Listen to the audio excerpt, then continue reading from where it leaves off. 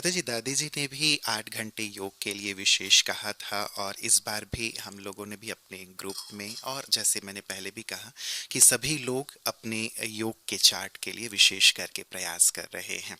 8 घंटे योग का चार्ट हम लोगों ने भी ग्रुप में दिया है। तो प्रश्न है कि इतनी परीक्षाओं के बीच क्या 8 घंटे योग का चार्ट रखना संभव होगा? घर वालों को भी हमें संभालना होता है, और साथ ही कई बार और भी कई प्रकार की चीज़ें होती हैं। 1 घंटे सुबह, 1 घंटे शाम को तो हम बैठ के कर लेते हैं, बाकी फिर कैसे इस चार्ट को पूरा किया जाए? देखिए, योग बैठ के कर लेने की बात ऐसी थोड़ा है कि एक्सरसाइज है हमने कर ली। योग हमारा कितना लगा, मन बुद्धि कितने एकाग्र हुए, सारा खेल उस पर है। मैं पहले तो सबको सावधान करूंगा, कोई ये ना सोच ले 8 घंटा बैठ के योग करना है। ये बहुत बड़ी गलती होगी अगर आप 8 घंटा लगातार बैठते हैं। 8 दिन से ज़्यादा नहीं बैठोगे, फिर कमर पकड़ के खाट पे आ जाओगे। एक बहन ने मुझे सुनाया, मैं 2 से 6 रोज बैठती थी, अब कमर दर्द इतना हो गया, अब बैठा ही नहीं जाता। मैंने कहा, तुम्हें किसने बता दिया था? कि बस लोग कहते थे बैठ के योग करो।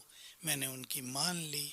मैं तो सबको एक बात कहता हूँ, बैठने वाले योगी कभी योगी बन ही नहीं पाए, क्योंकि हमें केवल योग नहीं करना, योग युक्त जीवन बनाना है। जी।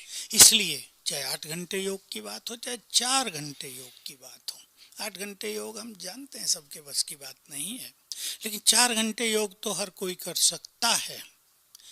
कर्म योग करें, अधिक से अधिक 2 घंटे बैठें। और मैं तो राय दी थी कि 10-10, 15-15 मिनट 3-4 बार बैठ जी। जाएं। जी। सवेरे शाम बैठ जाएं 1-1 घंटा। बाकी 10-10 मिनट बैठेंगे ना, सोने से पहले 10 मिनट, मुरली के बाद 10 मिनट, दिन में 1-2 बार 10 मिनट, तो काफी अच्छे अनुभव हो जाएंगे। क्योंकि योग एक ऐसी चीज है, उसमें जब तक रस न लगे आत्मा को, बैठने की भी इच्छा नहीं होगी।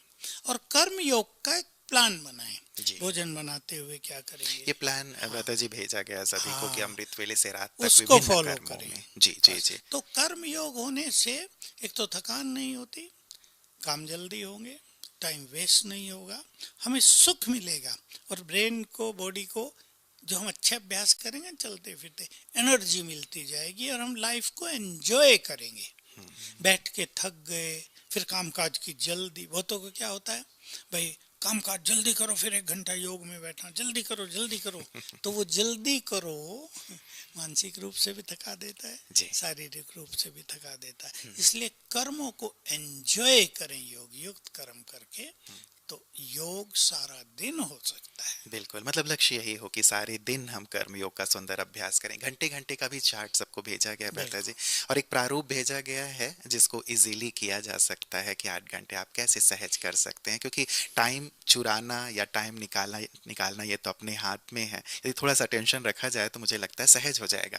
लेकिन जो बात एक आपने पहले कही कि योग लगना चाहिए, तो कई बार हम ऐसी प्लानिंग तो कर भी लेते हैं, लेकिन वो योग का रस नहीं आता, योग लगता नहीं, या हमने प्लान किया कि मुझे करना है, लेकिन वो रात को जाके याद आता है कि अरे ऐसी ऐसी प्लानिंग हुई थी लेकिन हुआ कुछ नहीं, भूल गए हम। तो यहाँ क्या किया जाए?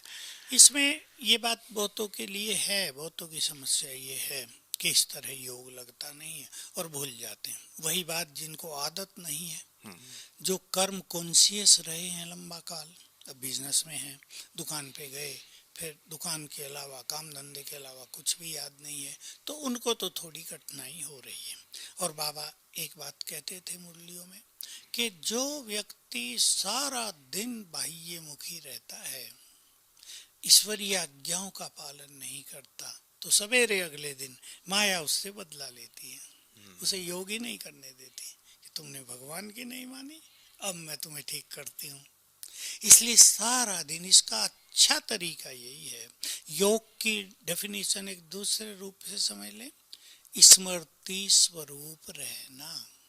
तो ऐसे 2 स्मृति ले लें सारे दिन के लिए, 3 ले लें, बस कोई एक भी ले सकता है कि मुझे आज सारा दिन ये अभ्यास करना है, जैसे मैं आत्मा हूँ और मैं बहुत भाग्यवान आत्मा हूँ। मतलब बहुत सारी चीजें लेने बहुत की सारी बजाय चीज एक ही ले ली एक जाए। ले लो, दिन में बहुत बार याद कर लो, तो इससे क्या होगा, धीरे धीरे मन शांत होगा, बुद्धि थोड़ी साफ होगी, क्योंकि मन और बुद्धि दोनों बहुत अच्छी चाहिए योग अभ्यास के लिए। तो अभ्यास करते करते स्मृति, मान लो स्मृति ले ली, मेरा 5000 वर्ष का ये पाठ पूरा हुआ, अब मुझे देह छोड़कर वापिस जाना है अपने धाम, और बैठ गए परम धाम में।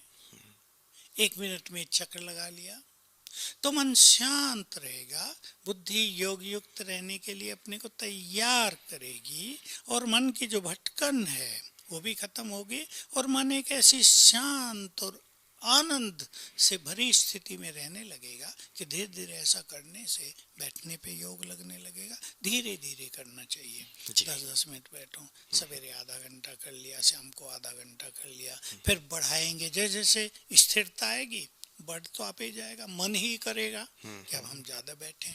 कई बार इस चीज को भारी रूप में ले लेता है। चलिए, एक लक्ष्य तो दे दिया जाता है कि 8 घंटे किया जाए, दादी जी की तरफ से भी जैसे भेजा गया, लेकिन नहीं हो पा रहा होता है तो एक अलग प्रकार का हम दबाव महसूस करने लगते हैं, या डिसहार्टन हो जाते हैं कि हमसे शायद नहीं हो पाएगा, हमारा भाग्य नहीं है, या आदि आदि इत्यादि। तो ऐसी जो एक दिल शिकस्त वाली फीलिंग आ जाती है, वहां क्या करें? नहीं, इस दिल शिकस्त को भी हमें समाप्त करना है। और अगर किसी ने योग आधा घंटा ही रोज किया हो तो 8 घंटे उसके लिए वैसे ही कठिन है जैसे पढ़ाई में कोई स्टूडेंट 3rd डिवीजन वाला हो और उसे कोई कहा जाए 90+ मार्क्स लाने हैं तुम्हें, तो उसको तो टेंशन हो जाएगा ना। इसलिए वो 3rd से 2nd में आएगा, फिर कुछ समय बाद 1st डिवीजन में आएगा, फिर उसके आगे बढ़ेगा। ये क्रम अपनाना चाहिए। तो जिनका योग आज तक हुआ नहीं है और वो उनको 8 घंटा लक्ष्य दे दिया जाए तो या तो होगा नहीं, फाइनली वो मान लेंगे ये अपना सब्जेक्ट नहीं है, या निराश रहेंगे। खुशी ही नहीं रहेगी। जो 4 घंटे योग भी कर रहे उसकी भी खुशी चेहरे पर नहीं आएगी कि 8 तो हुआ नहीं, आज तो 7:45 ही हुआ है। तो ऐसा सेंसिटिव भी हमें नहीं बनना चाहिए, बल्कि धीरे धीरे बढ़ाओ, स्मृति स्वरूप रहो। मैं 8 घंटे की बात तो खैर दादी ने भेजी है, वो ठीक है उमंग उत्साह के लिए, पर 4 घंटे स्मृति स्वरूप रहने का सबको लक्ष्य हो जाना चाहिए। उससे जीवन अच्छा हो जाएगा, परिस्थिति कम हो जाएंगी, और हमें शिव बाबा की मदद बहुत मिलेगी। जी, और 4 हो गया तो 8 तक पहुंचना भी इजी हो जाएगा। एक विश्वास पैदा होता है। जैसे गाड़ी के गियर भी हम एक एक करके ही बदलते हैं, 1 से 2, फिर 3, 4, 5 की ओर ले जाते हैं। एक झटके में ही हम 5 में नहीं चले जाते हैं। तो ये थोड़ा सा क्रम से हम आगे जरूर बढ़ें।